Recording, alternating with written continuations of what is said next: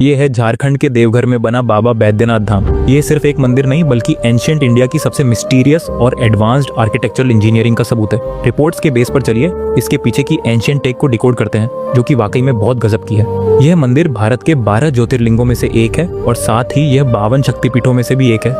यह दुनिया का एकमात्र ऐसा स्थान है जहाँ ज्योतिर्लिंग और शक्तिपीठ दोनों एक साथ हैं, जहाँ शिव और पार्वती के मंदिर एक लाल धागे गठबंधन से जुड़े हुए हैं।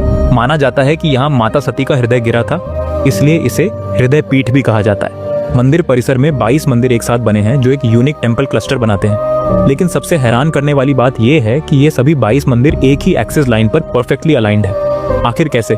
इसके पीछे है astronomical alignment technique. Ancient architects ने सोलर और लूनर कैलकुलेशन करके सभी 22 मंदिरों को एक स्पेसिफिक कॉस्मिक एक्सिस पर अलाइन किया था।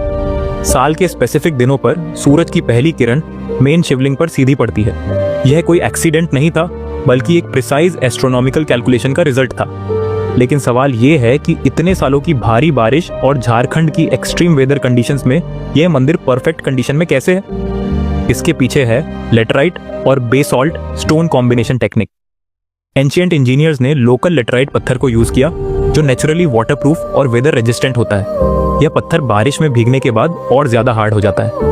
यही वजह है कि सैकड़ों सालों की बारिश ने इस मंदिर को और मजबूत बना दिया।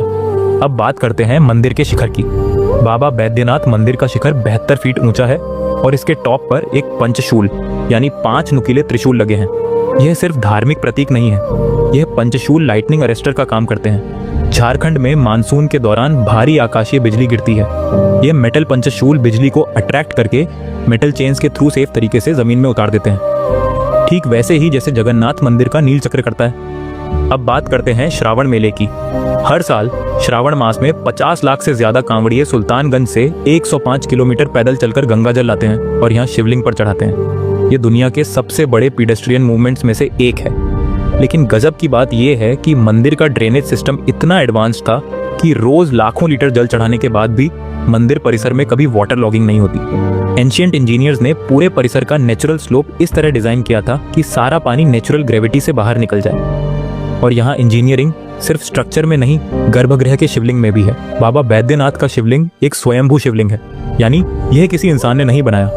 ये नेचुरल क्रिस्टलाइन रॉक से बना है, जो एक नेचुरल पीजो इलेक्ट्रिक मटेरियल है। जब इस पर जल चढ़ाया जाता है और घंटा बजाया जाता है तो यह क्रिस्टल माइक्रो वाइब्रेशंस प्रोड्यूस करता है। साइंस कहती है कि यह वाइब्रेशंस पॉजिटिव एनर्जी और अल्फा वेव्स क्रिएट करती हैं, जो इंसानी दिमाग को कैल्म और पॉजिटिव बनाती हैं। कमेंट में बताइए कि क्या आपने कभी बाबा बैद्यनाथ के दर्शन किए हैं, और ऐसे ही गजब की एंशिएंट इंडियन टेक जानने के लिए फॉलो या सब्सक्राइब करना ना भूलें।